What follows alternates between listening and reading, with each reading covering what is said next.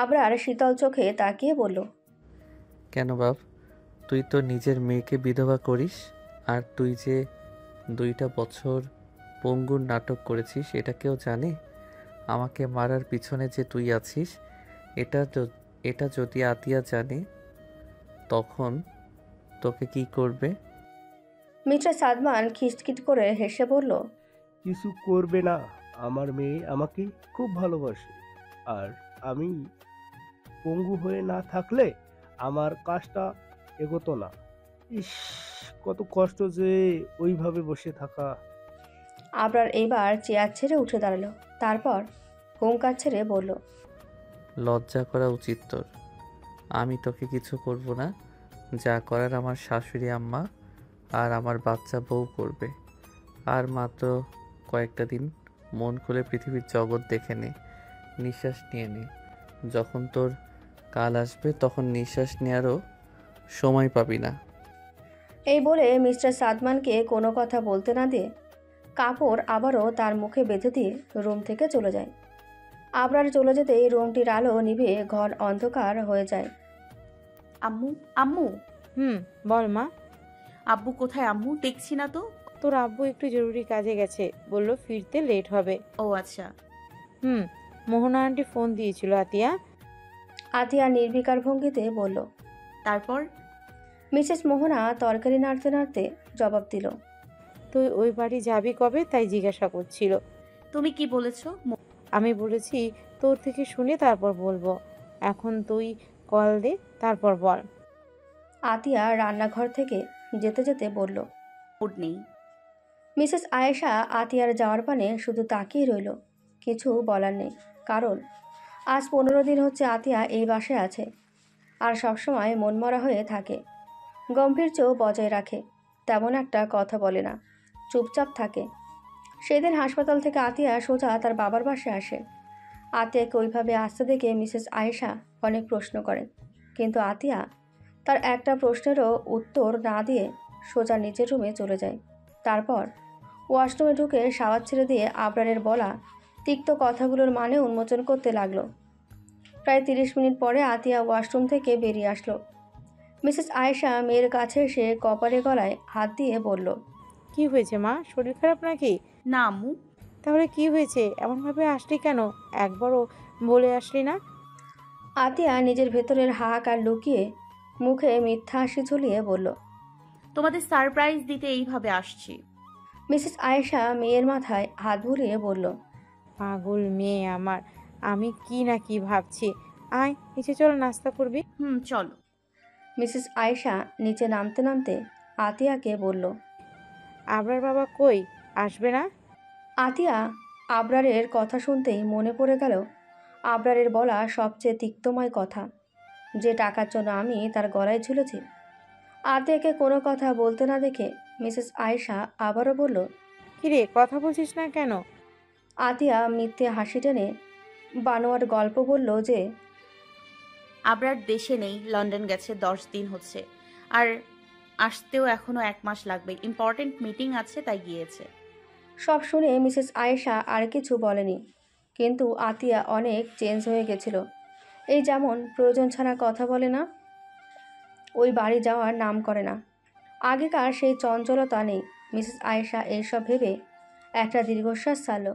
তারপর আবারও নিজের কাজে মন দিল। গভীর রাত, আতিয়া গভীর ঘুমে তলিয়ে আছে। এমন সময় খট করে দরজার আওয়াজ তুলে রুমে প্রবেশ করল আবরার। সে ঘুমিয়ে থাকা আতিয়ার কাছে গেল, পা টিপে টিপে। তারপর আতিয়ার দিকে তাকিয়ে বলল, অন্যের ঘুম কেড়ে নিয়ে শান্তিতে ঘুমানো, তোমার ঘুম আমি কেড়ে নিব। বলেই আবরার আতিয়াকে এক ঝটকায় কোলে তুলে নিল। আতিয়ার ঘুম এত গভীর যে সে কিছুই বুঝতে পারল না। আবরার আতিয়াকে নিয়ে সোজা বাড়ি থেকে বেরিয়ে নিজের মার্সিডিতে পিছনে সিটে বসালো, সাথে নিজেও বসলো। আতিয়ার মাথাটা আবরার নিজের কোলের মধ্যে নিল। তারপর ড্রাইভিং সিটে থাকা আরিফকে বলল, আরিফ, গেস্ট হাউসের উদ্দেশ্যে চল, কুইক। জি ভাই। বলে গাড়ি স্টার্ট দিল। এদিকে আবরার আতিয়ার মাথা নিজের বুকের সাথে চেপে বসে রইল। এইভাবে 1 ঘন্টা জার্নির পরে গাড়ি এসে পৌঁছালো গেস্ট হাউসে। আবরার আতিয়াকে বাজা করে নিয়ে গাড়ি থেকে বেরিয়ে আসলো। তারপর আরিফকে বলল, তুই চলে যা, দরকার পড়লে ফোন দিয়ে ডাক দিব। আচ্ছা ভাই। বলে সে গাড়ি নিয়ে চলে গেল সেই জায়গা থেকে। আবরার আতিয়াকে কোলে নিয়ে সোজা বেডরুমে প্রবেশ করলো। তারপর আতিয়াকে জোরে বেডের ওপর চেলে দিল। আতিয়া ঘুমের মধ্যে লাফ দিয়ে উঠে বসলো। ওর মনে হলো কেউ যেন ওকে পাহাড় থেকে নিচে খাদে চেলে দিল। আতিয়া উঠে নিজের চোখ 2 হাতে কসলাতে লাগলো। ওর ঘুম এখনো কাটেনি। কি ম্যাডাম, অন্যের ঘুম কেড়ে নিয়ে শান্তিতে ঘুমাচ্ছিলে বুঝি? হুট করে অতি পরিচিত কোনো কণ্ঠস্বর কানে আসতেই আতিয়ার ঘুম চোখ থেকে উধাও হয়ে গেল। সে সামনে তাকিয়ে অবাক হয়ে গেল। ও কি সত্যিই দেখছে নাকি স্বপ্ন? তাই নিজের হাতে চিমটি কাটল। ব্যথাও পেল ভালো, তাই আহ বলে উঠল। আতিয়াকে এমন করতে দেখে আবরার ভ্রুকুচকে আতিয়ার দিকে তাকিয়ে রইল। আতিয়া এইবার বলল, আপনি আমার বাড়ি কি করছেন? ম্যাডাম, ভালো করে চারিদিকে তাকিয়ে দেখেন, বাড়িটা আপনার বাবার বাড়ি না। আতিয়া এইবার আবরার থেকে দৃষ্টি সরিয়ে রুমটি ভালোভাবে দেখে নিয়ে অবাক হয়ে বলল, আমি তো আমার রুমে ঘুমিয়েছিলাম, এখানে আসলাম কিভাবে? আবরা নিজের শার্টের বোতাম খুলতে খুলতে বলল, কোলে করে নিয়ে আসছি। বাবা, তুমি এত ভার কেন? আমার তো হাত অবশ হয়ে গেছে। আতিয়া চোখ বড় বড় করে বলল, ছি ছি, কি বলছেন? আমার ওজন মাত্র 40 কেজি, আর সেখানে আপনি বলছেন আমি কত ভার? আপনার এই দানবীয় শরীরের কাছে আমার শরীর পিঁপড়া ছাড়া কিছুই না। আতিয়ার কথা শুনে আবরার বেডে উঠল। এর মধ্যে ওর জামার বোতাম খোলা শেষ, গা থেকে জামা চেলে ফেলে দিল। তা দেখে আতিয়া চোখ ঢেকে বলল, এই মাফিয়া নির্জীব মানুষ জামা খুললেন কেন? জামা পরেন তাড়াতাড়ি। আবরার আতিয়ার একদম কাছাকাছি এসে আতিয়াকে টেনে নিজের কোলে বসালো। আতিয়া ভ্যাবাচাকা খেয়ে গেল আবরারের এমন কাজ দেখে। সে বলল, এই যে মাফিয়া, আপনি কি ড্রাঙ্ক? আবরার আতিয়ার গলায় মুখ ডুবিয়ে বলল, হুম, আতিয়া নামক এক মেয়ের প্রতি নেশায় বুঁদ হয়ে গেছি। আবরারের গরম নিঃশ্বাস আতিয়ার ঘাড়ে পড়তেই আতিয়া কেঁপে কেঁপে উঠল। কিন্তু হুট করে আবরারের বলা সেই দিনের কথাগুলো মনে পড়তেই আতিয়া মুচড়ামুচড়ি শুরু করলো। যার দরুন আবরার ধমক দিয়ে বলল, এই মেয়ে, নড়ছো কেন এত? চুপচাপ বসতে পারছো না? আতিয়া ওইভাবে বলল, পারছি না, ছাড়েন আমাকে। হুম, আমার এখন বউ লাগবে, তাই আমার বউকে নিয়ে এসেছি। আমার বউয়ের সাথে এখন যা খুশি করব। মেয়ে, তুমি একটা নড়াচড়া তো দূর, সাউন্ডও করবে না। আপনার বউ? হাসালেন তো আমাকে। সেদিন তো বলেছিলেন আমার সাথে আপনার যাই না। আমি কোথায়, আপনি কোথায়? আর টাকার জন্য আপনার গলায় ঝুলে পড়েছি। আবরার আতিয়ার দিকে তাকিয়ে বলল, আমার কাগজ কলমে আইনি মতে ইসলাম শরীয়তে তুই আমার লিগেলি ওয়াইফ। তাই ওয়াইফকে যেমন বকা দিতে পারি, মারতে পারি, তেমন আদরও করতে পারি। সব কিছু আমার অধিকার আছে। সবকিছু আপনার অধিকার? বাহ বাহ, আর কি আছে? আবরার এইবার গম্ভীর কণ্ঠে বলল, শোন বউ, তুই যদি বেশি তিরিং বিরিং করিস তাহলে কিন্তু আমি আরও 3টা বিয়ে করব। ইসলামে 4টা বিয়ে করা সুন্নত, আমার এখনও 3টা বাকি আছে। সুন্নত কাজ তো করে ফেলবো। আবরারের কথা শুনে আতিয়া রাগে গজগজ করতে করতে বলল, অসভ্য নির্লজ্জ মাফিয়া একটা। যা, তুই যেই কয়টা বিয়ে করবি আগে করগে, যা। আমার কি তাতে? সত্যি করতে বলছো? হুম, যা না, কর গিয়ে। আজ আমাকে আতিয়াকে সম্পূর্ণ কথা শেষ করতে না দিয়ে আবরার আতিয়ার ঠোঁট নিজের দখলে নিয়ে নিল। আতিয়া আবরার থেকে ছাড়া পাওয়ার জন্য ছোটাছুটি করতে লাগলো। এতে আবরারের কাজে ডিস্টার্ব হয়। আবরার আতিয়ার কোমরে জোরে চাপ দিল। আতিয়া কোমরে ব্যথা পেয়ে চুপ করে গেল, কিন্তু কিছুই বলল না। কিন্তু তার নিঃশ্বাস বন্ধ হয়ে যাচ্ছে। আতিয়াকে রেসপন্স করতে না দেখে আবরার আতিয়ার ঠোঁটে কামড় দিল। আতিয়া ব্যথায় কুঁকড়ে উঠল, চোখ মুখ খিচে বন্ধ করলো। আবরার এইবার আতিয়াকে ছেড়ে দিল। আতিয়া ছাড়া পেতেই জোরে জোরে নিঃশ্বাস নিল। আতিয়া ঠোঁট জ্বালা করছে, তাই সে ঠোঁটে হাত দিল। তরল কিছু অনুভূত করায় হাত সামনে এনে দেখল রক্ত। আবরার একটু জোরে কামড় দিয়েছে, তাই কেটে গেছে। আবরার আতিয়ার গলা থেকে ওড়না খুলে সেটা হাতে নিয়ে আতিয়ার ঠোঁটে লেগে থাকা রক্ত মুছে দিতে দিতে বলল, এত নরম কেন তুমি? স্থির হয়ে থাকতে পারো না? রোম্যান্সের সময় তোমার এই নড়াচড়া আমার মাথায় আগুন জ্বালিয়ে দেয়, বোঝো তুমি? অবাক হচ্ছি ক্ষণে ক্ষণে আপনাকে দেখে। সেদিন এক রূপ তো আজকে আরেক রূপ। বুঝতে পারছি না আপনার মতিগতি কিছু। আবরার আতিয়াকে নিজের আরও কাছে টেনে নিল। তারপর আতিয়ার গলায় মুখ ডুবিয়ে বলল, অত কিছু ভাবতে হবে না তোমাকে, জাস্ট ফোকাস অন মি। আবরারের প্রত্যেকটা ছোঁয়া আতিয়ার মনে ঝড় তুলে দিচ্ছে।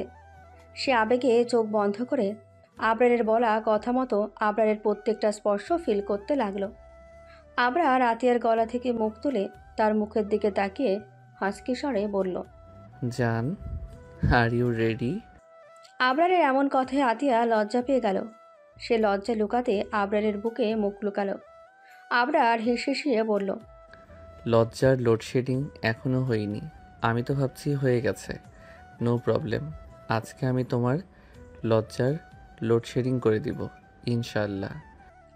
আবরারের প্রত্যেকটা কথা শুনে আতিয়া লজ্জায় কান থেকে ধোঁয়া বেরোচ্ছে।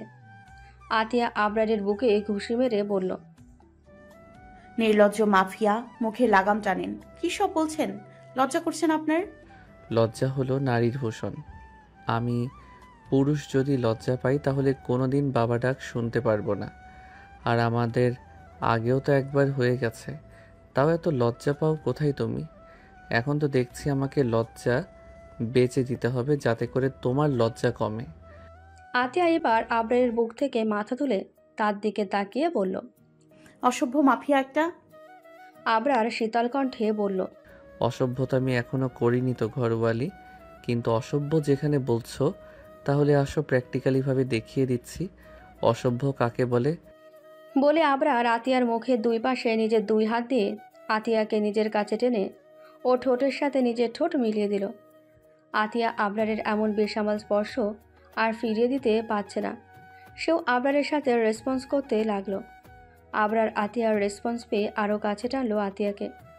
আবরার এবার আতিয়ার ঠোঁট ছেড়ে দিয়ে আতিয়ার গলায় মুখ ডুবালো। আতিয়া চোখ বন্ধ করে আবরারের পিঠ খামচে ধরল। আবরার এবার আতিয়াকে বেডে ফেলে দিল। তারপর তার ওপর নিজের ভর ছেড়ে দিল। আবরার আতিয়ার কানের কাছে এসে ফিসের কণ্ঠে ফিসফিস করে বলল, জান, it won't be too much trouble, just be patient. আবরারের বলা এই কথা শুনে আতিয়া লজ্জায় আবরারের থেকে দৃষ্টি নামিয়ে বন্ধ করে রাখল। আতিয়ার এমন করায় আবরার হেসে উঠল। আবরার এবার নিজের শরীরের সব ভর আতিয়ার ওপর ছেড়ে দিয়ে ভালোবাসার অতল সমুদ্রে ঝাঁপিয়ে পড়ল। আতিয়ার চোখ বেয়ে কিছু নোনা জল গড়িয়ে পড়ল। এটা আনন্দের। আগের দিনের আবরারের এমন ব্যবহারে আতিয়া ছিন্ন বিচ্ছিন্ন হয়ে গেছিল। সে তো ভেবেছিল যে আবরার হয়তো আর তার হবে না। সে চিরতরে আবরারকে হারিয়েছে, কিন্তু আজকে যেন ম্যাজিক হলো। আবরার আবারও তার কাছে আসলো, আবারও তাকে নিজের সাথে মিশিয়ে আপন করে নিল। তাই তো চোখ থেকে খুশির নোনা জল গড়িয়ে পড়ছে। রাত আরও গভীর হতে থাকছে। সেই সাথে গভীর হচ্ছে আবরার আতিয়ার ঘনিষ্ঠ মুহূর্ত।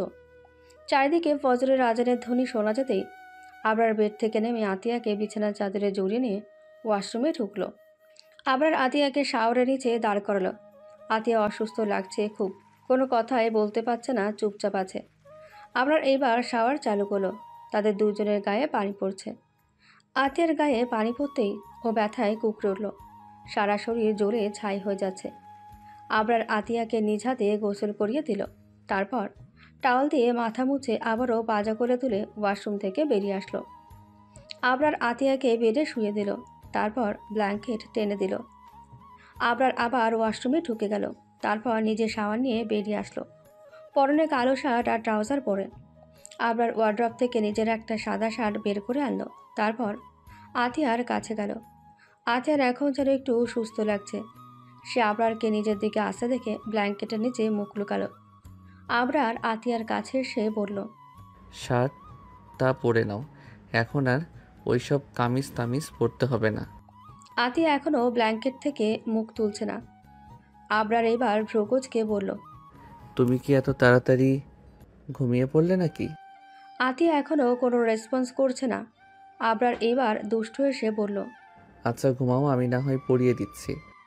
বলে যেই বেডে বসে ব্ল্যাঙ্কেটে হাত দেবে অমনি আতিয়া তাড়াতাড়ি ব্ল্যাঙ্কেট থেকে মুখ বের করলো।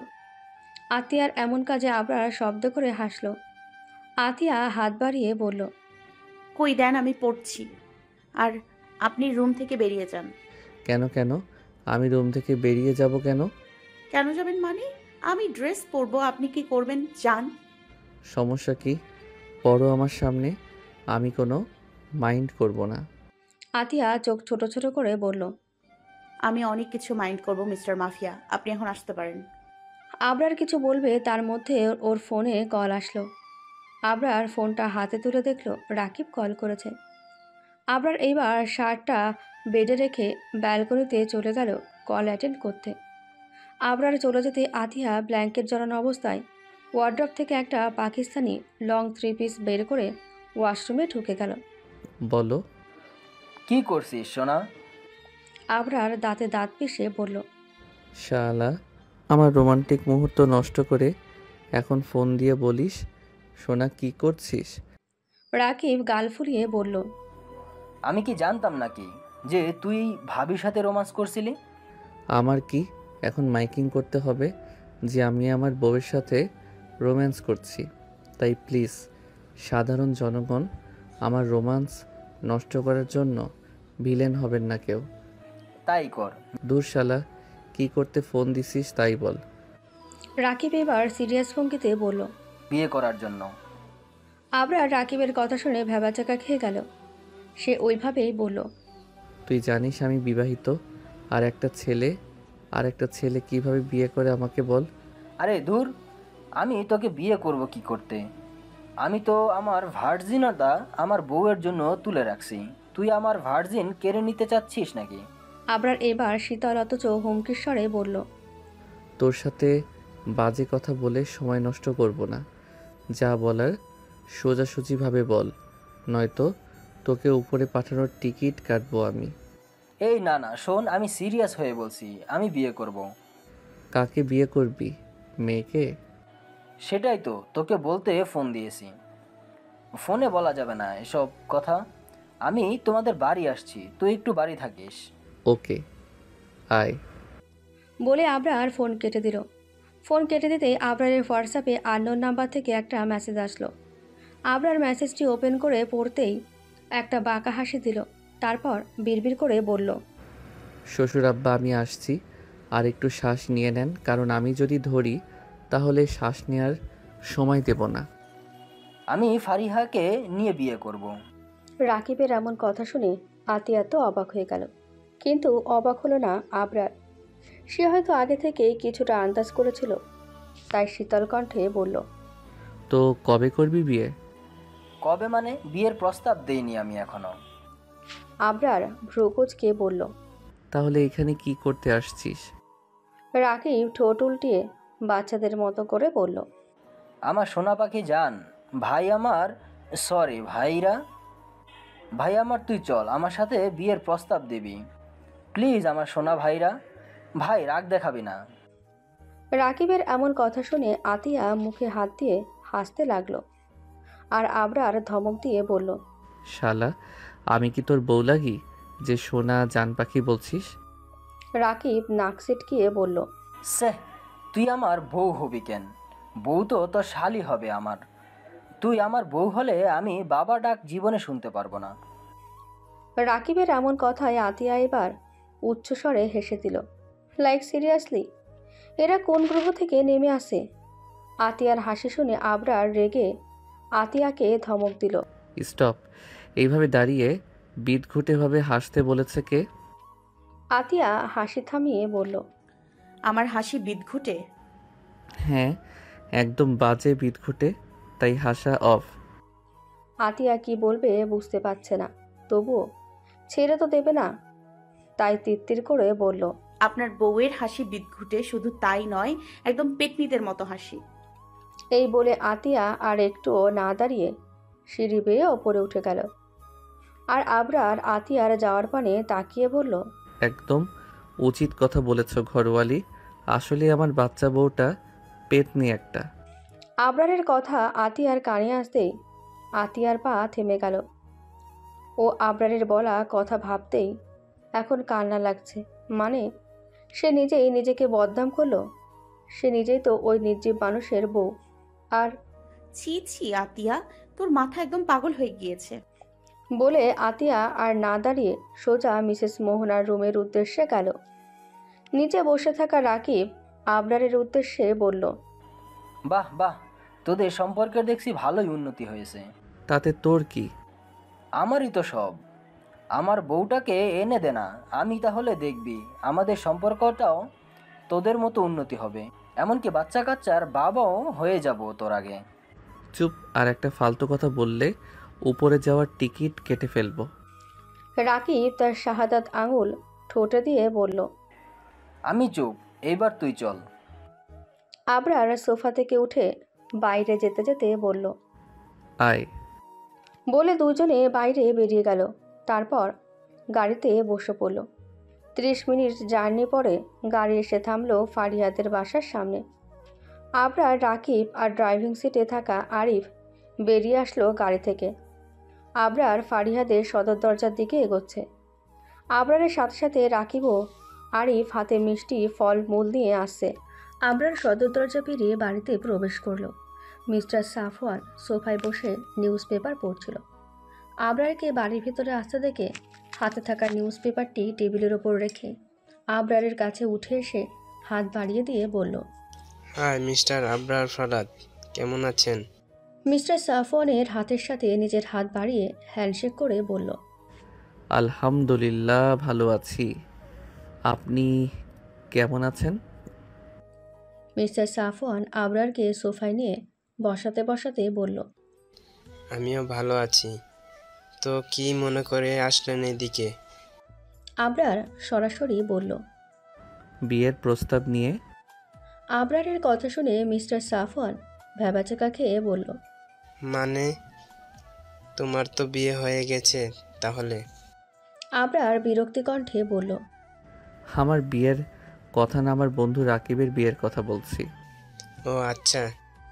আবরার এবার সোজাসুজি বলা শুরু করলো, আমি আমার বন্ধু রাকিবের জন্য আপনার মেয়ে ফারিহার হাত চাইতে এসেছি।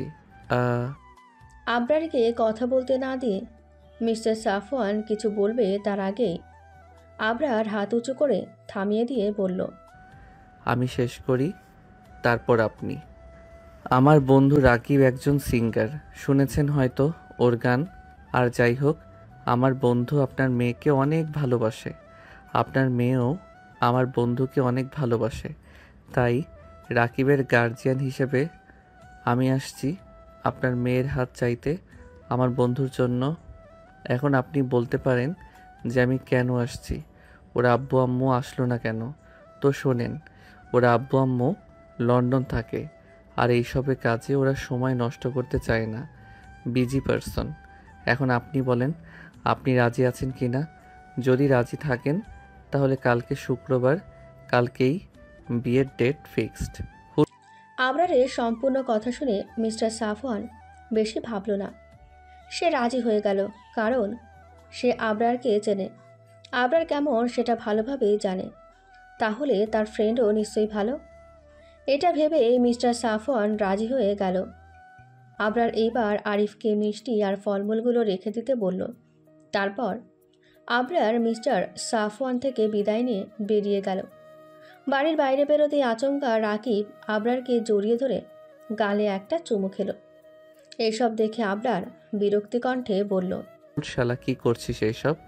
আমার বউয়ের হক তুই নিচ্ছিস কেন? ওয়াক থু। রাকিব খুশি হয়ে বলল, এটা তোকে বোনাস দিলাম আমার বিয়ে ঠিক করার জন্য, আর সারপ্রাইজ কালকে দেব যখন বিয়ে হবে। এত খুশি হতে হবে না, গাড়িতে ওঠ, নয়তো রেখে চলে যাব। আবরারের বলতে যত দেরি, কিন্তু রাকিবের উঠতে তত দেরি হলো না। রাকিব উঠতেই আবরারও উঠে বসলো। তারপর গাড়ি চালিয়ে ওরা নিজেদের গন্তব্যের উদ্দেশ্যে গেল। হ্যালো আতিয়া, আম্মু বলো। কেমন আছিস মা? আলহামদুলিল্লাহ ভালো আছি মা, তুমি কেমন আছো? ভালো নেই রে। আতিয়া বিচলিত কণ্ঠে শুধালো। কি হয়েছে মা, শরীর খারাপ? আব্বু ঠিক আছে তো, কিছু হয়নি তো? মিসেস আয়েশা বলল। আমার কিছু হয়নি, কিন্তু কিন্তু কি আম্মু? তোর আব্বু এখনো বাসায় আসেনি। চিন্তা হচ্ছে, মানুষটা আজ 2 দিন হলো কোনো কল মেসেজও দিল না। ঠিক আছে তো, নাকি কোনো ক্ষতি হয়েছে বুঝতে পারছি না। মনটা শুধু কু ডাকছে। আতিয়া তার মাকে আশ্বাস দিয়ে বলল। চিন্তা করো না, হয়তো কোনো কাজে ব্যস্ত। আগে দেখতে তো 15 দিনও, আগে দেখতে তো 15 দিনও চলে যেত, কথা হতো না, তবু আল্লাহ ঠিকঠাক ভাবে আব্বুকে হেফাজত করতো। এইবারও করবে, কোনো বিপদ হবে না। আব্বু ফ্রি হলে তোমাকে কল করবে, দেখো আম্মু। আতিয়ার কথা শুনে মিসেস আয়েশা একটা দীর্ঘশ্বাস ফেলে বলল। তাই যেন হয়, আল্লাহ যেন তাকে হেফাজতে রাখে। আচ্ছা মা, রাখছি, পরে কথা বলবো। আচ্ছা আম্মু। কল কেটে দেওয়ার পরও আতিয়া কিছুক্ষণ ফোনের স্ক্রিনের দিকে ফ্যালফ্যাল করে তাকিয়ে রইল। বুকের ভেতর কেমন একটা অজানা শূন্যতা কাজ করছে। মায়ের কণ্ঠস্বর এখনও কানে বাজছে। তোর আব্বু এখনও বাসায় আসেনি। 2 দিন হলো কোনো খোঁজ নেই। সে দ্রুত আব্বুর নাম্বার আবার ডায়াল করলো। দুঃখিত, কাঙ্ক্ষিত নম্বরটিতে এই মুহূর্তে সংযোগ দেওয়া সম্ভব হচ্ছে না। আতিয়া একদম নিশ্চুপ হয়ে গেল, ঠোঁট কাঁপতে লাগলো। আবার চেষ্টা করলো। দুঃখিত, কাঙ্ক্ষিত নাম্বারটিতে এই মুহূর্তে সংযোগ দেওয়া সম্ভব হচ্ছে না।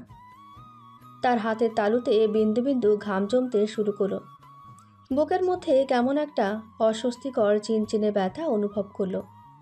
এটা কেবল নেটওয়ার্কের সমস্যা হতে পারে, তাই তো, কিন্তু কেন জানি মনে হচ্ছে কিছু একটা ঠিক নেই। সে ফোনটা শক্ত করে ধরে দাঁড়িয়ে রইল। এবার হোয়াটসঅ্যাপে ঢুকে আব্বুর শেষ অনলাইন চেক করলো। 2 দিন আগে। তার নিঃশ্বাস বন্ধ হয়ে আসছে। আব্বু কি এত ব্যস্ত যে ফোন ধরারও সময় পাচ্ছে না নাকি? না না না, এসব ভাবা যাবে না। আতিয়া মাথা নাড়িয়ে নিজেকে সামলানোর চেষ্টা করলো, আব্বু ঠিক আছে, ঠিক আছে। কিন্তু কোথাও যেন একটা অদৃশ্য ভয় শিকড় গেড়ে বসছে। আব্বু কি কখনো এমন করতেন? আগেও তো কাজে ব্যস্ত থাকতেন, কিন্তু একদম নিখোঁজ। একটা ফোন, একটাও মেসেজ না। পায়ের নিচ থেকে মাটি সরে যেতে লাগলো। এক মুহূর্ত দেরি না করে সে আবার নাম্বার টিপল, এবার একটু জোরে। বুকের মধ্যে হৃদস্পন্দন দ্রুত হতে শুরু করেছে। দুঃখিত, কাঙ্ক্ষিত নাম্বারটিতে এই মুহূর্তে সংযোগ দেওয়া সম্ভব হচ্ছে না। আতিয়া ভয়ে থরথর করে কাঁপতে লাগলো। তার হাত কাঁপছে, চোখের কোণে পানি জমছে। সে ধপ করে বিছানায় বসে পড়ল। ফোনটা পাশে ছুঁড়ে দিয়ে 2 হাতে মুখ চেপে ধরল। একটানা এতক্ষণ শক্ত থাকার চেষ্টা করছিল, কিন্তু এখন মনে হচ্ছে আর পারছে না। বুকের মধ্যে একটাই প্রশ্ন গুমড়ে মরছে। আব্বু ঠিক আছে তো? হঠাৎ মনে হলো আবরারকে ফোন দেওয়া উচিত, কিন্তু সে কি বিরক্ত হবে, নাকি এটা জানা দরকার? আতিয়া দ্বিধায় পড়ে গেল। হাতের তালু ঘেমে একদম ভিজে গেছে। একদিকে মায়ের কাঁদো কাঁদো কণ্ঠস্বর, অন্যদিকে নিজের মনের মধ্যে জন্ম নেওয়া ভয়। আল্লাহ প্লিজ কিছু যেন না হয়। তার ঠোঁট ফিসফিস করে উঠে বলল।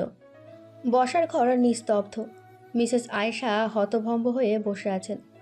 মোবাইল স্ক্রিনে ভিডিও থেমে গেছে, কিন্তু তার কানে এখনও বাজছে সেই ভয়ঙ্কর স্বীকারোক্তি। আমি চাই ওর চোখের সামনে ওর ভালোবাসার মানুষটা আমায় বেছে নিক। সাদমানের সেই কুৎসিত পরিকল্পনা, তার নাটকের আসল সত্য এখন তার সামনে স্পষ্ট। তার শরীর কাঁপছে, চোখ বিস্ফারিত, মুখ থেকে কোনো শব্দ বেরোচ্ছে না। আবরার এক দৃষ্টিতে তাকিয়ে আছে তার দিকে। চোখে কোনো মায়া নেই, শুধু নির্মম বাস্তবতা। মিসেস আয়েশা ফিসফিসিয়ে অস্পষ্ট কণ্ঠে, না, এটা মিথ্যে। আমার স্বামী এমন হতে পারে না। আবরার ঠান্ডা গলায় একটা তাচ্ছিল্যের হাসি দিল। যে মানুষটা 2 বছর ধরে পঙ্গু হওয়ার নাটক করে, যে আমাকে মেরে ফেলতে চাচ্ছে, যে নিজের স্ত্রীকেও প্রতারণা করেছে, সে তো এর চেয়েও খারাপ হতে পারে, তাই না? মিসেস আয়েশার চোখ দিয়ে নীরবে জল গড়িয়ে পড়ছে। এত বছর যাকে ভালোবেসে এসেছেন, যার জন্য নিজের উৎসর্গ করেছেন, সেই মানুষটাই যে এত বড় প্রতারক হতে পারে সেটা বিশ্বাস করতে তার বুক ফেটে যাচ্ছে। মিসেস আয়েশা কাঁপা গলায় নিজেকে বোঝানোর চেষ্টা করে। আমি আমি ওকে নিজ চোখে দেখতে চাই। আমি ওর মুখ থেকে শুনতে চাই। আবরার একটু মাথা চাকালো, যেন সে এমনটাই আশা করেছিল। চলেন আপনাকে দেখিয়ে দেই আপনি কাকে নিজের স্বামী বলে জানতেন। আরিফ দরজা খুলে দিল। গাড়ি প্রস্তুত। মিসেস আয়েশা আর কিছু না বলে উঠে দাঁড়ালেন। পা চলছিল না, তবুও তিনি হাঁটলেন। হয়তো আজ তার জীবনের সবচেয়ে ভয়ঙ্কর সত্যের মুখোমুখি হতে চলেছেন। আবরা রাকিবের সাথে কথা বলে তখনই মিসেস আয়েশাদের বাসায় আসে। তারপর তাকে একটা কল রেকর্ড শোনায়, যেটা ছিল 2 বছর ধরে পঙ্গু হওয়া নাটক করেছিলাম, আর এখন সেই নাটক কাজে লাগাচ্ছি। আবরার তো মনে করছে আমি দুর্বল, কিন্তু যতটা দুর্বল আমি না, তার চেয়েও ভয়ঙ্কর। এইবার আর ছাড়বো না। তুই যদি ভেবেছিলি আমি তোর মতো বোকা, তবে ভুল ভাবিস। তুই একদম আমার পথে চলবি। আবরারকে শেষ করেই তুই শান্তি পাবি। শান্তি তো কেবল তখনই আসবে যখন আবরারের খুনি আমি হব। আমার আর কোনো খায়েশ নেই, শুধু ওর জীবনটা শেষ করতে হবে। যদি সে আর বেঁচে থাকে তাহলে আমার সবকিছু ব্যর্থ। আবরারকে শেষ করা যে কতটা জরুরি তা তুই জানিস না। সে জানলে তো আরো বিপদ হবে। তোর পঙ্গু হওয়ার নাটকও শেষ হবে না। তুই এবার ভুলে যাস না, আমি ওকে মারতে দেব না। আর একটা সুযোগ চাই, আর একবার মরার নাটক করে তখন শেষ হয়ে যাবে আবরার। আমি যা বলবো সেটাই হবে। এবার আর কাউকে ছাড়বো না। এই ফুল কল রেকর্ড শুনে মিসেস আয়েশা সোফায় বসে পড়ল মাথা ঘুরিয়ে। আবরা তারপর আরও একটা ভিডিও প্লে করলো, যেটাই ছিল ভিডিওতে দেখা যাচ্ছে একটি অন্ধকার ঘর। সাদমান একটি চেয়ার টেনে নিয়ে বসেছে, চোখে বিদ্রুপের হাসি। হুইল চেয়ারের হাতলে ঠক ঠক শব্দ তুলতে তুলতে বলে, 2 বছর ধরে পঙ্গু হওয়ার নাটক করে গেলাম, কেউ একটু টের পেল না। আহা, কল্পনা করো আন্তক্য ভাই, আবরার যখন জানতে পারবে যে আমি আসলেই কখনোই পঙ্গু ছিলাম না, তখন ওর মুখের অবস্থা কেমন হবে? পাশে বসে থাকা আগন্তুক ধীরে ধীরে সিগারেট টেনে বলল, ওর মুখের অবস্থা তো পরে দেখবি। আগে ভাবিস কিভাবে ওকে শেষ করবি। ও তোকে ভাই ভাবে, তুই তার সবচেয়ে কাছের মানুষ। এখন সময় ওর পিছনে ছুরি বসানোর। সাদমান দাঁড়িয়ে আয়নার সামনে গিয়ে নিজের প্রতিবিম্ব দেখল।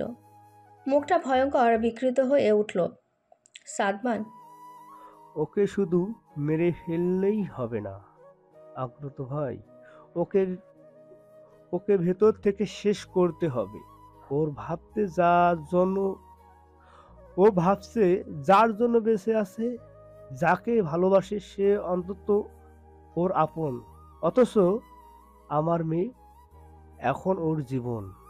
আগন্তুক হালকা হেসে বলল, ওর মা তো মরে গেছে। ওর কাছে এখন একটাই অবলম্বন, আর সেই অবলম্বন তোর হাতের পুতুল। বুঝলি সাদমান, মানুষ তখনই বেশি কষ্ট পায় যখন সব আশা শেষ হয়ে যায়। ওকে বাঁচিয়ে রেখে কষ্ট দে। সাদমান মুখ বিকৃত করে হাসল। না, বেশি কষ্ট দেওয়া লাগবে না। আমি চাই ওর চোখের সামনে সব শেষ হয়ে যাও। আমি চাই ও দেখুক কাকে ভালোবাসছিল, কার জন্য সে সব কিছু করতে চাইছি।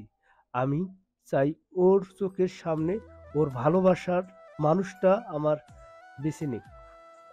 আগন্তুক ধীর স্বরে বলল, এটাই তো খেলাটা। আবরারের জীবনকে আমি ধ্বংস করে দিয়েছি অনেক আগেই। এখন শুধু শেষ ধাক্কাটা দিতে হবে। সাদমান একটা ছুরি বের করে টেবিলের উপর রাখল, চোখে ভয়ঙ্কর দৃষ্টি। কাল রাতেই আবরারের জীবন শেষ হয়ে যাবে। কাল রাতেই সে বুঝতে আসল সে কখনোই কারো আপন ছিল না। ভিডিও শেষ হয়। আবরারের হাত শক্ত হয়ে আসে, চোখের শিরাগুলো ফুলে ওঠে আবারও। এইসব দেখে মিসেস আয়েশা আর কিছু বলার ভাষা পেল না। তারপর তো আপনারা জানেন, একটি পরিত্যক্ত গুদামঘর, ঝুলন্ত একমাত্র বাতির ফিকে আলোয় একটা চেয়ার, সেখানে শক্ত করে বাতা সাদমান, মুখে কাপড় গোজা। দরজা খুলে গেল আর ধীর পায়ে ভেতরে প্রবেশ করলেন মিসেস আয়েশা। চোখে কান্না, কিন্তু মুখে ঘৃণা আর তীব্র প্রতারণার যন্ত্রণা স্পষ্ট। আবরা ধীর গতিতে এগিয়ে এসে সাদমানের মুখ থেকে কাপড় সরিয়ে দিল। সাদমান হাঁপাতে লাগলো, মুখ শুকনো, চোখে আতঙ্ক। আয়েশা, বিশ্বাস করো, আমি এসব করিনি। মিসেস আয়েশা চুপ করে তাকিয়ে রইলেন, কোনো প্রতিক্রিয়া নেই। যেন এই মুহূর্তে তার সামনে দাঁড়িয়ে থাকা মানুষটা একজন অপরিচিত, একজন বিশ্বাসঘাতক। একটু আগে যা বললে সেটা তো ভিডিওতে রেকর্ড করা আছে। এখন নায়ক সাজতে এসেছেন শ্বশুর আব্বা? সাদমানের চোখ বড় হয়ে গেল। সে কিছু বলতে যাবে, কিন্তু মিসেস আয়েশা এবার হেঁটে এগিয়ে এলেন। ধীর, নিয়ন্ত্রিত কিন্তু বিষে ভরা গলায় বললেন, আমি তোমাকে বিশ্বাস করে জীবনের সব কিছু দিয়েছি, অথচ তুমি আমাকে প্রতারণা করেছো। আমার সন্তানকে হত্যার পরিকল্পনা করেছো। তুমি নাটক করেছো। আর তুমি চেয়েছিলে আমি তোমার সেই নোংরা খেলায় অংশ নিই। সাদমান তড়পে উঠল। সে বোঝাতে চাইল, কিন্তু তার চোখে বোঝা গেল সে জানে তার অভিনয় এইবার ধোপে টিকবে না। আয়েশা, আমার কথা শোনো, আমি তোমাকে ভালোবাসি। আমি শুধু শুধু অনেক আমার থেকে সরিয়ে দিতে চেয়েছিল। ভালোবাসা? তুমি ভালোবাসার নাম নিয়ে কলঙ্ক ছড়িয়েছো। আমি তোমাকে ঘৃণা করি সাদমান। তুমি একটা জঘন্য বিশ্বাসঘাতক। সাদমানের মুখ শুকিয়ে গেল। এই প্রথমবার সে বুঝতে পারল সে সব কিছু হারিয়ে ফেলেছে। আবরার এবার ধীর পায়ে এগিয়ে এসে মিসেস আয়েশার পাশে দাঁড়ালো। আপনি যদি চান আমি 1 সেকেন্ডে এই জানোয়ারটাকে শেষ করে দিতে পারি। মিসেস আয়েশা গভীর শ্বাস নিলেন, চোখের জল মুছে এক দৃষ্টিতে তাকালেন সাদমানের দিকে। তার ঠোঁট কাঁপছিল, কিন্তু গলায় দৃঢ়তা ফুটে উঠল। না, ওর এত সহজ মৃত্যু প্রাপ্য নয়। ওর উচিত ধীরে ধীরে সব হারানো, তিলে তিলে মরার যন্ত্রণা সহ্য করা। ওর নাটকের পর্দা এবার চিরতরে নামিয়ে দেওয়ার সময় এসেছে। আবরার একটু হাসল, এমনটা সে আশা করেছিল। আবরার সাদমানের দিকে তাকিয়ে, তোর খেলা শেষ সাদমান। এবার তুই শুধু একটা নামহীন, পরিচয়হীন বিশ্বাসঘাতক, যাকে কেউ আর মনে রাখবে না, আর যার জন্য কেউ অপেক্ষা করবে না। সাদমান দিশেহারা হয়ে গেল। তার ভয়ে চোখ ফুটে উঠল। মিসেস আয়েশা পেছনে ফিরলেন, দরজার দিকে এগিয়ে গেলেন। তিনি আর এক মুহূর্ত এই ঘৃণ্য মানুষটার সামনে থাকতে চান না। আবরার আরিফকে একবার ইশারা করলো। আরিফ এগিয়ে গিয়ে দরজাটা খুলল। মিসেস আয়েশা বের হয়ে গেলেন, পেছনে তাকালেন না। আবরার একবার শেষবারের মতো সাদমানের দিকে তাকালো। তুই যা করেছিস তার ফল পেতেই হবে সাদমান, খুব শিগগিরই। তারপর সে ধীরে ধীরে পেছনে হাঁটল। দরজা বন্ধ হয়ে গেল, আর সেই অন্ধকার ঘরে সাদমান একা পড়ে রইল, তার ধ্বংসের অপেক্ষায়। রাতের গভীরতা ধীরে ধীরে ফিকে হয়ে আসে। চারিদিকে এক ধরনের প্রশান্ত নীরবতা। শুধু দূরে কোথাও এক আধবার পাখির ডানা ঝাপটানোর শব্দ। আকাশে এখনও কিছু তারা জ্বলজ্বল করছে, কিন্তু পূর্ব দিগন্তে আলতো একটা আভা ফুটতে শুরু করেছে। শীতের মৃদু পরশ এখনও বাতাসে আছে, তবে একেবারে হাড় কাঁপানো ঠান্ডা নয়।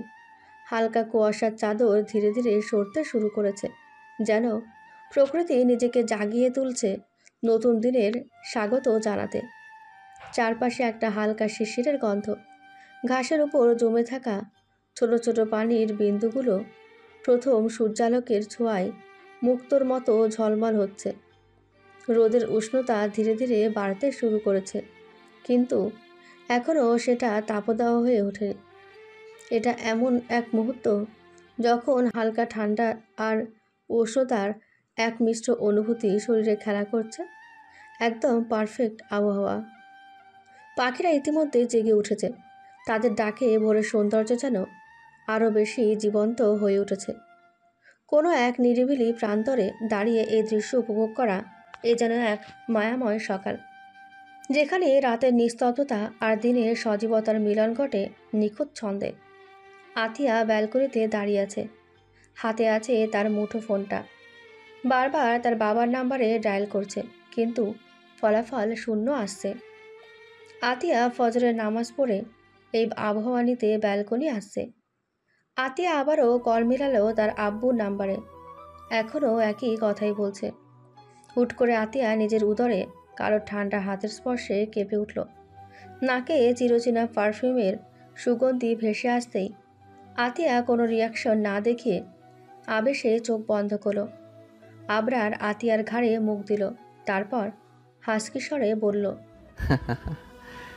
এইভাবে এখানে দাঁড়িয়ে কি করছো?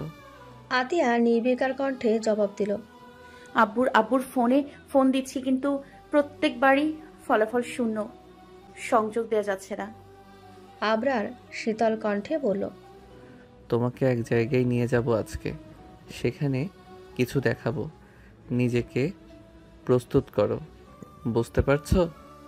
আতিয়া এবার আবরারের দিকে ঘুরল, তারপর বলল, কি দেখাবেন যার জন্য আমাকে প্রস্তুত থাকতে হবে? আবরার রুমে যেতে যেতে বলল। গেলেই দেখতে পাবে।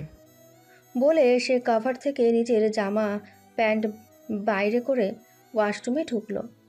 আর এইদিকে আতিয়া প্রশ্নবোধক চাহনিতে আবরারের দিকে তাকিয়ে রইল। এর মধ্যে আবারও কল মিলালো, আবারও একই শোনা গেল। আবারও একই কথা শোনা গেল। আতিয়া ফোন টি টেবিলের ওপর রেখে নিচে নেমে গেল। দিনটা শুক্রবার। আজকে রাকিব আর ফারিয়ার বিয়ে হবে। এখন বাজে 11:58। আর মাত্র 2-1 ঘন্টা জুম্মার নামাজ পড়ে বিয়ে পড়ানো হবে। আতিয়া অনেক আগে চলে এসেছে ফারিয়াদের বাসায়। বেস্ট ফ্রেন্ডের বিয়ে, আর সে থাকবে না? আতিয়া এখন ফারিয়ার রুমে বসে আছে। পার্লার থেকে লোক এসে ফারিয়াকে সাজিয়ে দিয়ে গেছে। লাল লেহেঙ্গা আর সাথে ব্রাইডাল মেকআপ, ওড়নাটা মাথায় ওপরে দেওয়া। দেখতে মাশাল্লাহ সুন্দরী লাগছে।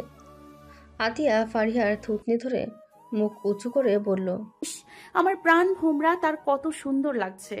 আমার জিজু পাগল না হলেই হলো, তবুও পাগল হওয়ার চান্স আছে 99%।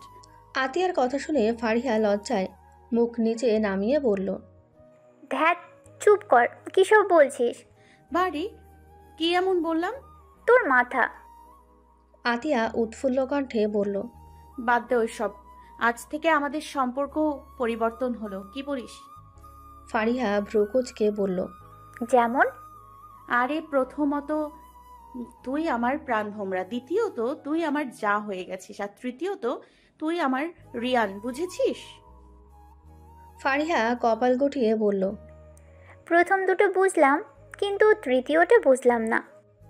আতিয়া বুঝদারের মতন বুঝিয়ে বলল, শোন, আমার বিয়ের আগে হয়েছে, তোর পরে। এখন আমার ছেলে হলে তোর মেয়ে হলে একসাথে বিয়ে দিব, আর তোর ছেলে হলে আমার মেয়ে হলে একসাথে বিয়ে দিব, বুঝতে পারছেন? ফারিয়া মাথায় হাত দিয়ে বলল, জানু, তুই এত দূর চলে গেছিস? কেন? না, কিছু না বেয়ান সাহেবা। আতিয়া লজ্জা লজ্জা ভাব নিয়ে বলল, ইস, এখন থেকে বিয়ান ডাক শুরু। নো প্রবলেম, আমিও ডাকবো। আতিয়ার এমন কথা আর লজ্জাপদ ধরন দেখে ফারিয়া হেসে দিল। ফারিয়ার সাথে আতিয়াও হেসে ফেলল। রাকিব আয়নার সামনে দাঁড়িয়ে নিজের সোনালি শেরওয়ানির কলার ঠিক করছিল। আজ তার বিয়ে, অথচ বাবা মা বিদেশে থাকার কারণে পাশে নেই। তবে তার সবচেয়ে বড় সাপোর্ট আবরার আছে। কিন্তু সমস্যা একটাই, আবরার একেবারে গম্ভীর।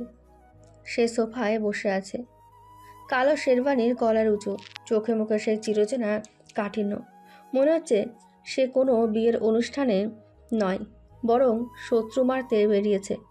রাকিব আয়নার দিকে তাকিয়ে বলল, তুই এখনো চুপচাপ কেন? আবরার ধীর গলায় বলল, আজকে তোর দিন, আমার বাড়তি কিছু বলার দরকার নেই। রাকিব হেসে বলল, মনে হচ্ছে আমি ফাঁসির মঞ্চে যাচ্ছি, আর তুই আমার শেষ সাক্ষী। আবরার ঠান্ডা চোখে তাকিয়ে বলল। ফাঁসি না, তুই এক নতুন জগতে পা রাখছিস। রাকিব চোখ ছোট ছোট করে বলল। নতুন জগৎ মানে? আবরার গভীর গলায় বলল। বউয়ের সাম্রাজ্য। রাকিব মাথায় হাত দিয়ে বলল। ওহ বাবা। এদিকে দরজার বাইরে থেকে জনি আর ইমরান হাসতে হাসতে বলল। ভাই, তোর জন্য দোয়া করা লাগবে নাকি? রাকিব ভ্রুকুচকে বলল। কেন? ইমরান মুচকি এসে বলল। কারণ শুনেছি বিয়ের পর দুই রকম বর হয়, একদল বউয়ের সামনে মাথা নিচু করে চলে, আর একদল জনি যোগ করে বলল। বউয়ের সামনে মাথা নিচু করে দাঁড়ায়। সবাই হেসে দিল, কিন্তু আবরার চুপচাপ রইল। রাকিব আবরারের দিকে তাকিয়ে বলল। তুই হাসলি না কেন? আবরার গম্ভীর মুখে বলল। আমার হাসি নির্দিষ্ট কিছু লোকের জন্য সংরক্ষিত। রাকিব দীর্ঘশ্বাস ফেলে বলল। বুঝেছি। তুই আমার বউয়ের সাম্রাজ্যে ঢোকার আগে আমার বন্ধুদের সাম্রাজ্যে বিশৃঙ্খলা শুরু হয়ে গেছে। সবাই হাসতে লাগলো। আর ঠিক তখনই খবর এলো জুমার নামাজের সময় হয়ে গেছে। হলে এবার সত্যি সত্যি বর সাজতে হবে। সবাই বিয়ে হলে বসে আছে। কাজী সাহেব সামনে বসে গম্ভীর মুখে কাগজপত্র গুছিয়ে নিচ্ছেন। রাকিব একপাশে বসে আছে, পাশে আবরার, ইমরান আর জনি। কাজী সাহেব গম্ভীর গলায় বললেন। বর তাহসিন রাকিব, আপনি কি ফৌজিয়া ফারিয়াকে মোহরানা হিসেবে 5 লক্ষ টাকা কবুল করেন? রাকিবের হঠাৎ গলা শুকিয়ে গেল। সে ইমরানের দিকে তাকালো। ইমরান আবার জনির দিকে তাকালো। জনি চোখ ছোট করে ফিসফিস করে বলল। ভাই, এত টাকা দিয়ে কি করবি? আবরার ঠান্ডা চোখে তাকিয়ে বলল। যেটাই করুক আগে কবুল বলুক। রাকিব ঢোক গিলে বলল। কবুল? কাজী সাহেব ভ্রু উঁচু করে বললেন। আরো 3 বার স্পষ্ট করে বলুন। রাকিব দ্রুত বলল। কবুল কবুল কবুল। পাশ থেকে জনি ফিসফিস করে বলল। ভাই, মনে হলো পুলিশের সামনে জবানবন্দি দিচ্ছিস। সবাই হাসতে লাগলো, কিন্তু আবরার মুখ শক্ত করে বলল। তোমাদের সিরিয়াস হতে বলছি। এদিকে ফারিহা আতিয়ার পাশে বসে আছে। আতিয়া উত্তেজিত গলায় বলল। দোস্ত, মনে রাখিস, একবার কবুল বলার পর আর পিছু হটার সুযোগ নেই। ফারিহা হালকা শ্বাস ফেলে বলল। তুই আমার নার্ভাস আরও বাড়িয়ে দিচ্ছিস। কাজী সাহেব এবার ফারিহার দিকে তাকিয়ে বলল। কন্যা ফৌজিয়া ফারিহা, আপনি কি তাহসিন রাকিবকে মোহরানা 5 লক্ষ টাকায় কবুল করেন? ফারিহা এক মুহূর্ত চুপ করে রইল। আতিয়া ভাঁজ থেকে ফিসফিস করে বলল। বিয়ে না করলে 5 লক্ষ টাকা পাবি না। ঠিক চিন্তা করে বলিস। ফারিহা একগাল হাসি দিয়ে দ্রুত বলল। কবুল কবুল কবুল। জনি বাইরে থেকে চিৎকার করে বলল। অফিসিয়ালি রাকিব ভাই শেষ। সবাই হাসিতে ফেটে পড়ল। আর রাকিব দীর্ঘশ্বাস ফেলে বলল। এখন থেকে মনে হয় সত্যি সরাসরি মাল হয়ে গেলাম। বিয়ের সব প্রক্রিয়া শেষ। এখন সবাই মিষ্টি মুখ করাচ্ছে। আতিয়া ফারিহার কানে কানে বলল।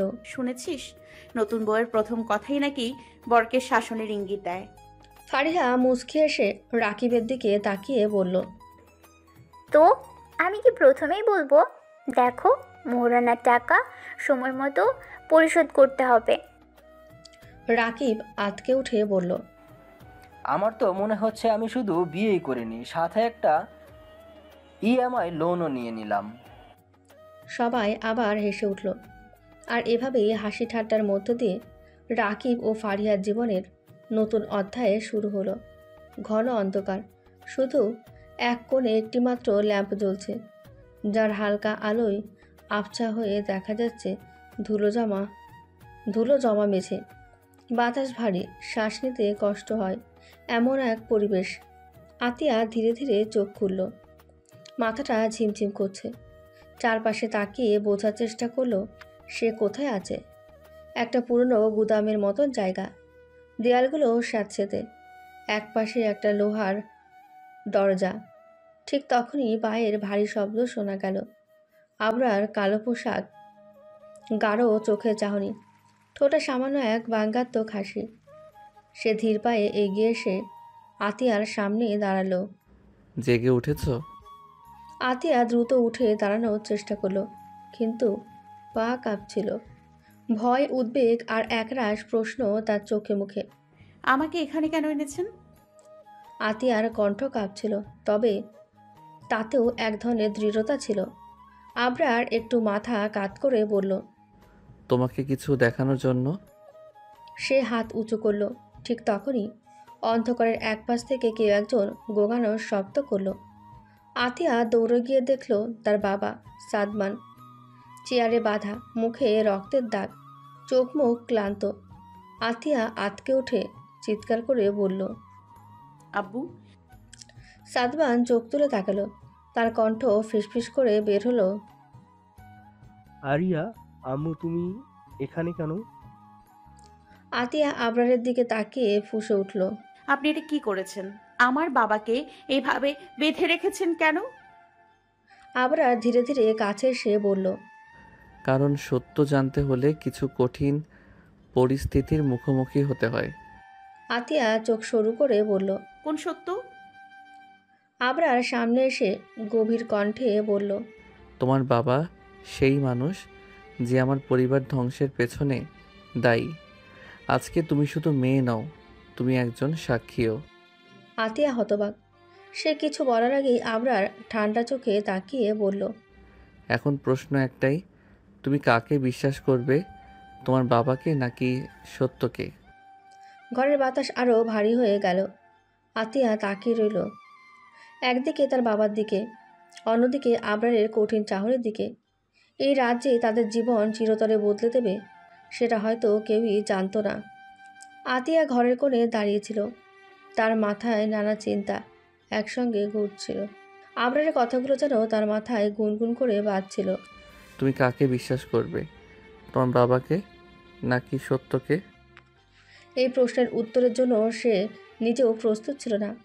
আবরার সে আগের মতন চোখে তাকিয়ে এক পা সামনে এগিয়ে আসলো। তার কণ্ঠ ছিল কঠিন, কিন্তু একটু কোমলতা ছিল, যেন সে কাউকে বোঝানোর চেষ্টা করছে। আমি জানি এটা তোমার জন্য খুব কঠিন হবে, কিন্তু এই কথাগুলো আমাকে বলতেই হবে। আতিয়া তখন মৃদু হেসে একটু বিরক্তিতে বলল, কি বলছেন নির্জীব মানুষ? আবার কি জটিলতা? আপনি কি আমাকে ভয় দেখাতে চাচ্ছেন? আবরার এক পা সামনে এগিয়ে নরম কণ্ঠে বলল, না, আমি ভয় দেখাচ্ছি না, আমি শুধু সত্যি বলতে চাই। তোমার বাবা সাদমান আসলেই তোমার জীবনের সবচেয়ে বড় বিপদ। আতিয়ার চোখে অবিশ্বাস ভর করে, তার ঠোঁটে কাঁপুনি তো চলে। কি বলছেন নির্জীব মানুষ? আমার বাবা এমন কিছু করতে পারে? আবরার এক সেকেন্ড চুপ থেকে তার কথায় গভীরতা আনলো। হ্যাঁ, সে সত্যি এমন কিছু করতে পারে। সাদমান একজন কৌশলী মানুষ। তুমি কি জানো, সে আমাকে খুন করার নির্দেশ দিয়েছিল। সে আমাকে শেষ করতে চেয়েছিল। তুমি বিশ্বাস করো কি, তারপরেও আমি এখানে দাঁড়িয়ে আছি। আতিয়া স্তব্ধ হয়ে গেল। তার বুকের মধ্যে এক অজানা চাপ অনুভব করছিল। তার চোখে কেবল আবরারের কথা ও সাদমানের বিশ্বাসের মধ্যে ভীষণ দ্বন্দ্ব দেখা দিল। কিন্তু কেন? কেন আপনি এসব বলছেন? আতিয়া এবার কাঁপতে কাঁপতে বলল, আপনি আমাকে কেন এত কিছু বলছেন? আমার বাবা কি সত্যি এমন কিছু করতে পারে? আবরার তার দিকে তাকিয়ে শান্ত কণ্ঠে বলল, আতিয়া, আমি জানি এটা তোমার জন্য কতটা কঠিন, তবে তোমার বাবা যে রক্তের মধ্যে ডুবে গেছে সেটা তুই আর আমার থেকে ভালো জানিস। সে মানুষের জীবন নিয়ে খেলে, তুই বুঝতে পারছিস? আতিয়া চুপ। তার চোখে অশ্রু জমে উঠেছিল। সে কোথাও যেতে পারছিল না। তার সমস্ত বিশ্বাস ও আত্মবিশ্বাস যেন ভেঙে পড়েছিল। আবরার কিছুটা এগিয়ে এসে আতিয়ার হাতে হাত রেখে বলল, তুমি জানো আমি তোমাকে রক্ষা করতে এসেছি।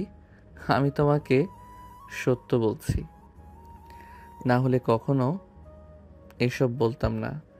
তোমার বাবার কাছে এটা জানলে সে তোকে আর আমাকে কোনো দিন ক্ষমা করবে না, কিন্তু আমি তোমার জন্য সব কিছু করতে প্রস্তুত, কারণ আমি জানি তুমি সত্যিই জানতে চাও। আতিয়া কিছুক্ষণ চুপ থাকলো। তার হৃদয়ের মধ্যে একটা তীব্র যুদ্ধ চলছিল।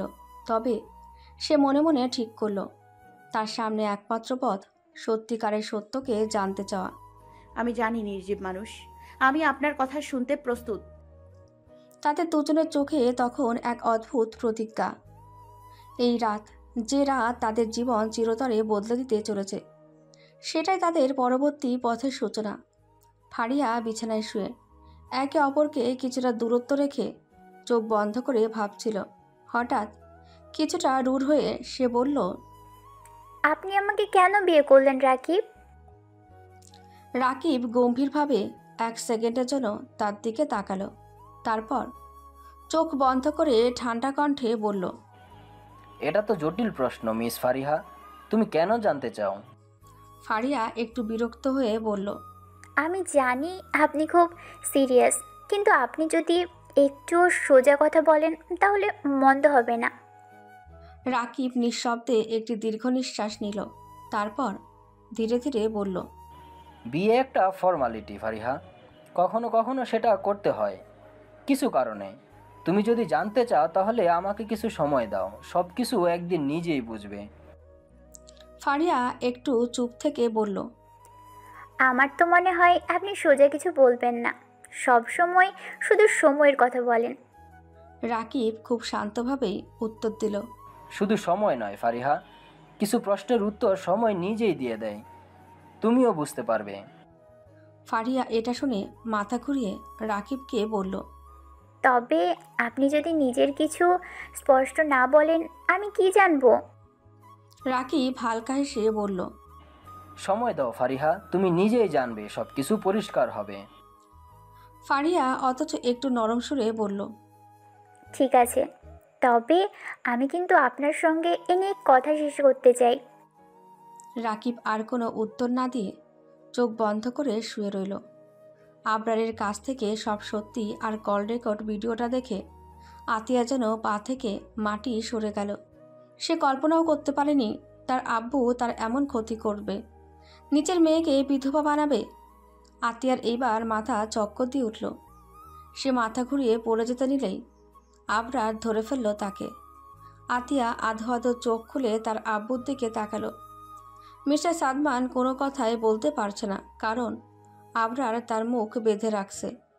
এখন শুধু ছোটাছুটি করছে আর মাথার এই পাশে ওই পাশে নাড়াচ্ছে।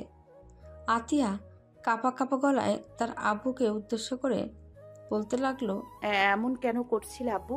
তুমি আমার স্বামীকেও খুন করতে চাচ্ছিলে কেন? আমার এমন ক্ষতি কেন করতে চাচ্ছিলে আব্বু? আসলেই কি তুমি আমাকে ভালোবাসো? আতিয়া এই কথাটুকু বলে থামলো। তার আর কথা বলতে ইচ্ছে করছে না। ভিতরে সব তিক্ততায় ভরে গেছে, মুখ থেকে কথা বেরিয়ে আসছে না, মাথাটা ঝিম ধরে আছে।